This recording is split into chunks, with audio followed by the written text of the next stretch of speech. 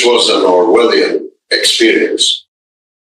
I invite you and all citizens to contemplate the meaning of the phrase, "You are not under arrest, but you are not free to leave."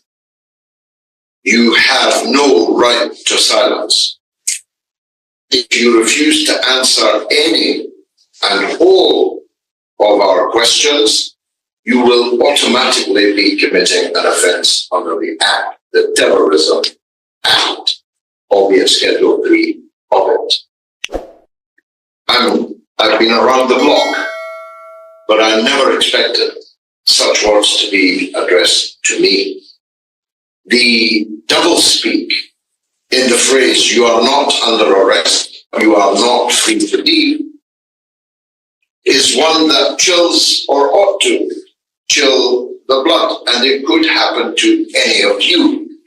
At a tense press conference in London today, veteran British politician George Galloway described what he called an Orwellian experience after he and his wife were detained for several hours at a British airport under counter-terrorism powers.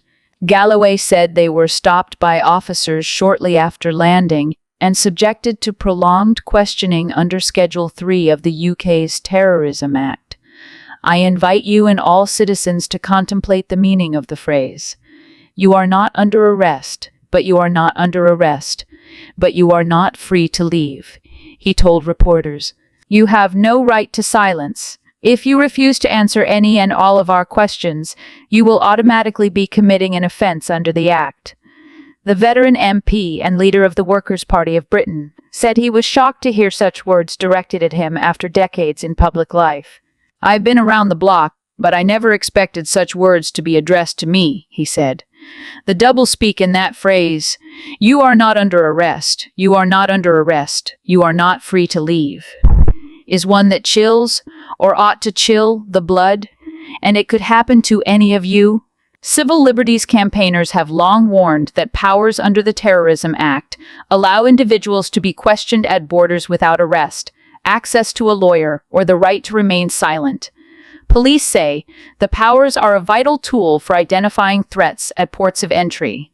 Galloway's remarks will likely intensify debate over the balance between national security and personal freedoms in the United Kingdom, especially as the government faces renewed scrutiny over its counter-terrorism and border policies.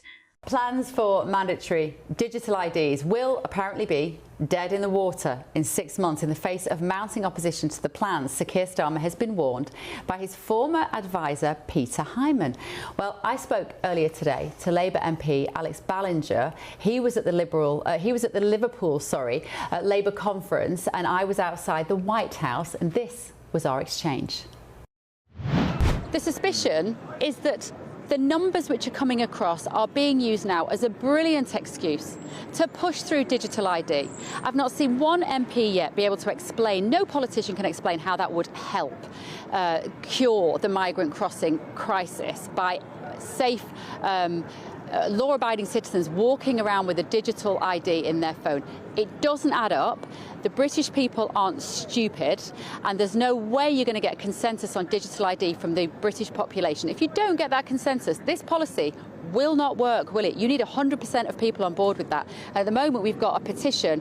I think it's over 2 million people now just saying, I do not comply. What does Keir Starmer do then?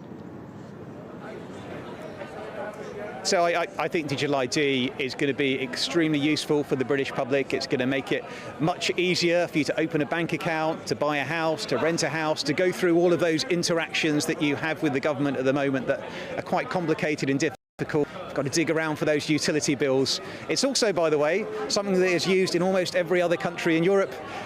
Everywhere I've worked in the past has had a digital ID. That has been very effective. It reduces the costs on consumers and the costs on the government, so we can invest in other areas as well. And of course, it has the benefit of making it more difficult to work here illegally. Now, I know there's been a petition, and I know some people have raised some concerns. We should absolutely be talking to people and making the case about why this is not an infringement on your civil liberties. You give way more data away to social media companies, to tech companies, to other private individuals, and you might be in the case of the government in this ID, and it will be making people's lives easier. It will help us reduce illegal migration, and I think once people understand the policy a bit more, they'll realise that and support it.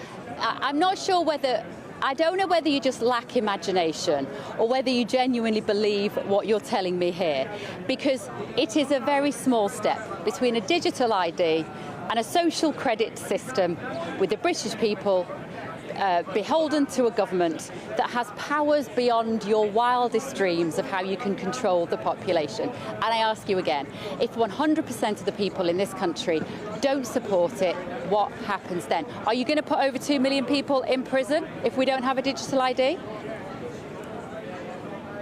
So I think we shouldn't be talking about some sort of dystopian sci-fi novel. The digital ID is not mandatory. You're not going to have to carry it around in your pocket.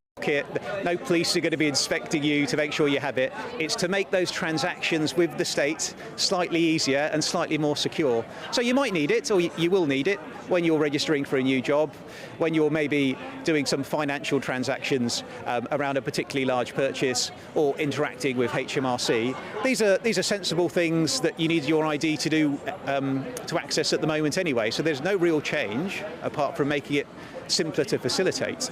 I honestly don't think when people really understand the policy and they ignore the scare stories that are being put out by particular people on social media, if they understand the simplicity of this thing, that they will oppose it.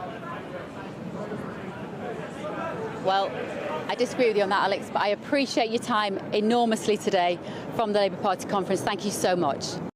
Labour MP Alex Bollinger has sought to calm growing public unease over the party's proposed digital ID system, insisting that the policy is designed to streamline interactions with government services rather than expand state surveillance.